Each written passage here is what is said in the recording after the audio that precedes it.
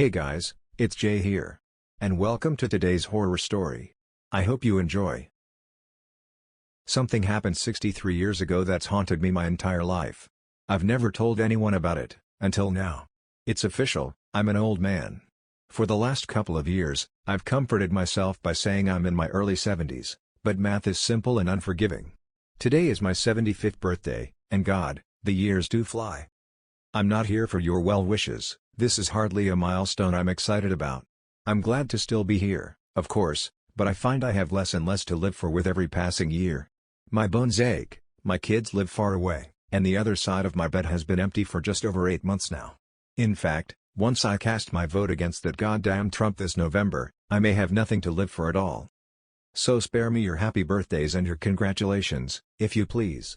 I'm here because I have a story for you, and it's one I've never told before. I used to think I kept it inside because it was silly, or maybe because nobody would believe it. I've found, though, that the older you grow, the more exhausting it becomes to lie to yourself. If I'm being perfectly honest, I've never told anybody this story because it scares me, almost to death. But death seems friendlier than it used to, so listen close. The year was 1950, the setting a small town in Maine. I was a boy of 9, rather small for my age, with only one friend in the world to speak of, and his family, seemingly on a whim, decided to move 2,000 miles away. It was shaping up to be the worst summer of my life. My pop wasn't around and my mom was a char whore. Boy, was I proud of myself when I came up with that one, so I wasn't apt to hang around the house. With some hesitation, I decided the public library was the place to be that summer. The library's collection of books, particularly children's books, was meager to say the least. But within the walls of that miserly structure, I would find no undone chores, no nagging mother, God rest her soul, and perhaps most importantly, no other children with whom I would be expected to associate. I was the only kid with a low enough social status to spend his precious days of freedom sulking amid the bookshelves, and that was just fine with me. The first half of my summer was even more dreadful than I had imagined it would be. I would sleep in until 10, do my chores, and then ride my bike to the library, and by bike, I mean rusty log of shit attached to a pair of wheels. Once there, I would split my time between unintentionally annoying the elderly patrons and deliberately doing so. One pleasant lady actually interrupted my incessant tongue clicking to hiss a "shut the fuck up" at me, the first time I ever heard a grown-up use the F word. Big fucking deal, I know, but in those days it was unheard of. The dreary days turned to woeful weeks. I had actually begun praying for school to start again, until I discovered the basement. I could have sworn I'd roamed every inch of that library, but one day, in the far corner behind the foreign language collection I stumbled across a small wooden door I had never seen before. That was where it all began. The door was windowless and made from oak that looked far older than the wall in which it rested. It had a knob of black metal that quite literally looked ancient. I wouldn't have been surprised to learn it was crafted in the 17th century. Engraved on the knob was what appeared to be a single footprint. I had the sense that whatever lay beyond this door was forbidden to me, and therefore probably the most interesting thing I would encounter all summer. I quickly glanced around to make sure nobody was watching me, then turned the heavy knob, slipped behind the door, and shut it. There was nothing, only darkness. I took a couple of steps and then stopped, unnerved by the totality of the shadow which surrounded me. I waved my hands in front of me in an attempt to find a wall or a shelf or anything to hold onto. What I actually found was far more subtle, a small string, dangling from above, but far more useful. I grabbed it firmly and pulled it down. Back in the day, lots of light bulbs were operated with strings, and this was one of them. My surroundings were instantly illuminated. I was standing on a small, dusty platform that looked as though it hadn't seen life in quite some time. To my left was a crickety-ass spiral staircase, made of wood and appearing ready to collapse at any second. The bulb was the only source of light in the room, and it was feeble, so when I peered over the railing to see what lay below, the bottom of the staircase dissolved into the darkness. I was beginning to feel scared. This place, wherever I was, seemed to have no business in a town library. It was as though I were in a completely different building. But no 9-year-old likes to let a mystery go unsolved. Looking back, I wish I could tell my prepubescent self to turn around, go back, do anything else besides descending that staircase. You'll be spared a lot of sleepless nights, I'd say. But, of course, I didn't know that then, and I may not have listened even if I had. So instead of turning back, I took a deep breath, gripped the railing, and glared resolutely forward as I began my descent.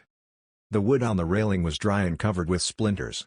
I immediately let go, holding my hands out for balance as I carefully traversed the staircase. It was, or at least seemed, very long, and with only the dim glow from the string bulb far above me, my heart pounded mercilessly in the darkness. Even kids can sense when something isn't right, I think, they just don't always give a shit. By the time my feet reached the cement floor at the bottom, the light from the bulb above was very nearly a memory. But there was a new light source, and God, I'll never forget it. Directly in front of me was a door, massive, and a deep shade of red. The light was coming from behind the door, and it shone out in thin lines from all four sides, a sinister, dimly glowing rectangle. For the second time, I took a deep breath and went through a door I shouldn't have. In contrast to the dank room I entered from, the room behind the door was blinding. When my eyes adjusted, what I saw nearly took my breath away. It was a library. The most perfect library imaginable.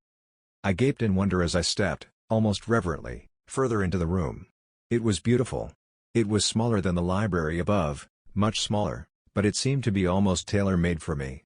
The shelves were packed with brightly colored titles, both armchairs in the middle of the room were exquisitely comfortable, and the smell, my God, the smell, was simply unbelievable. Sort of a mixture of citrus and pine. I simply can't do it justice with words, so I'll suffice it to say that I've never smelled anything better. Not in my 75 years. What was this room? Why had I never heard of it before? Why was nobody else here? Those were the questions I should have been asking. But I was intoxicated. As I gazed around at all the books and basked in the smell of paradise, I could only form one thought: I will never be bored again. In truth, boredom only hid from me for 3 years. It was on my 12th birthday, 63 years ago to this day, that everything changed. Before that day, I visited my basement sanctuary as often as I could, usually several times a week. I never saw another soul down there, yet strangely remained free of suspicion. I never removed a book from that room, but instead would pick up a particular volume wherever I had stopped reading during my previous visit.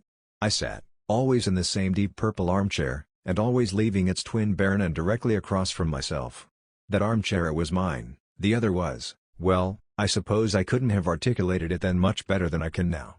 But it wasn't mine, that's for damn sure. On my 12th birthday, I arrived later than usual. My mom had invited a couple classmates and some cousins over to her house to celebrate, a gesture which I found more tedious than touching. Really, I just wanted to spend my birthday sitting and reading and smelling paradise. Eventually, our guests went home, and I made it to the library about 15 minutes before closing time. That didn't matter, the workers never checked down there before they locked up. I was free to stay as late as I wished. This particular night, I was devouring the final chapters of an epic adventure, knights, swords, dragons, and the like. I didn't smell it until I read the final words and closed the book. The once exquisite aroma of that room had turned sour. I sat for a moment, unsettled. Objectively, I could recognize that the smell was actually the same as it had been before, that mixture of citrus and pine. I just perceived it differently, and I didn't like it anymore. It was the nasal version of an optical illusion, you know, the one that looks like a young woman glancing backward, but all of a sudden you see that it's really an old woman facing toward you? You can't unsee that, and I couldn't unsmell this. The spell was broken. The odor also seemed, for the first time, to be coming from somewhere specific. With a fair amount of trepidation, I stalked around the room, sniffing the air like a crazed canine until I came to a shelf near the back. The shelf was perfectly normal, with the exception of one title, a large, leather-bound cover of solid faded maroon, with one striking black footprint at the top of the spine. This was the source of the smell. I opened the front cover, and saw one sentence scrawled neatly in blood red ink atop the first page. "Rest your sorrows down, friend, and leave them where they lie." I stared at this sentence, mesmerized, as I began to retreat to my chair. I turned a page. Blank. The smell became stronger. Another page, blank, and the smell grew stronger still. I stopped for a moment, suppressed a gag, and continued walking. Then, as I neared the armchairs, I turned one final page, and there, in the same sinister print, was the last thing I expected to see, my own name. I dropped the book.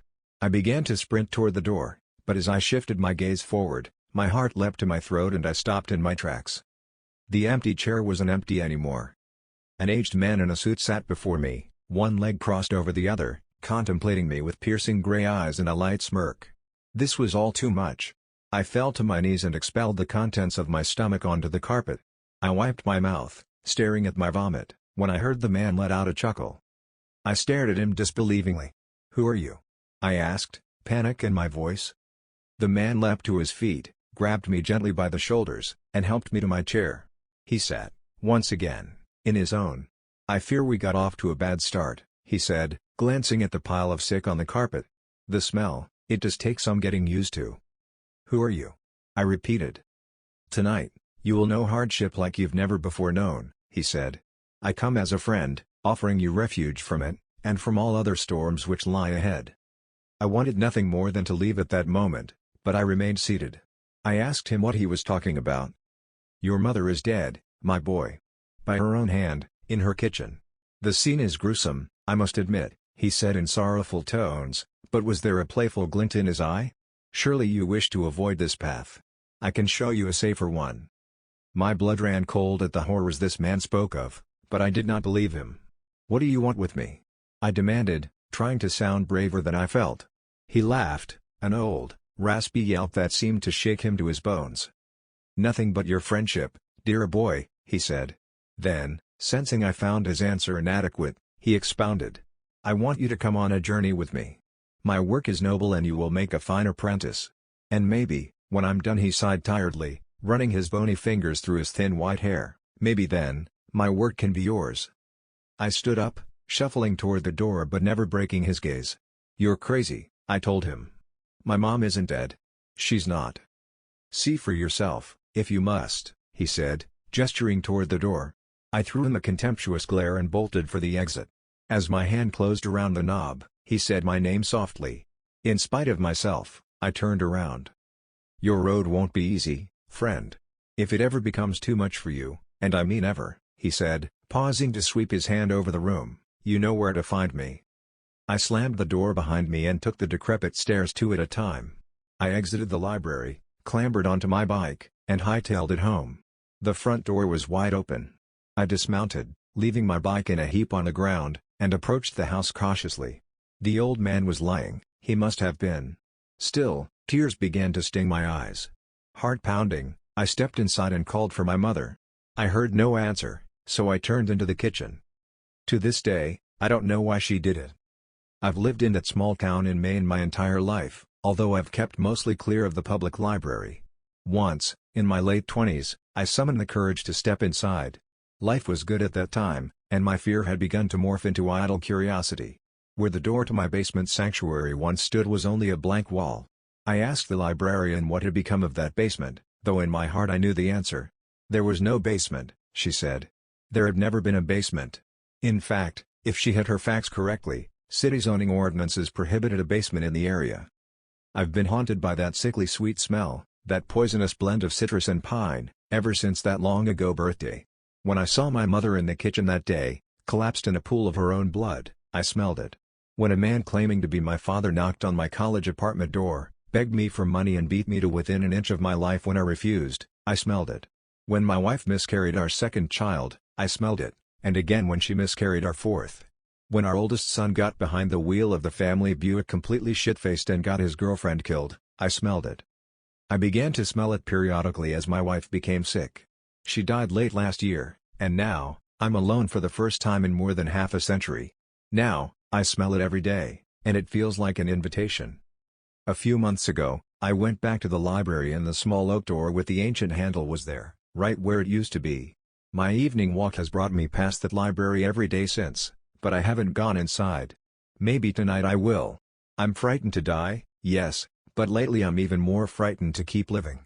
The old man was right, my road hasn't been easy, and I doubt it will get any easier. Rest your sorrows down, friend, and leave them where they lie. He promised relief. A refuge, he said.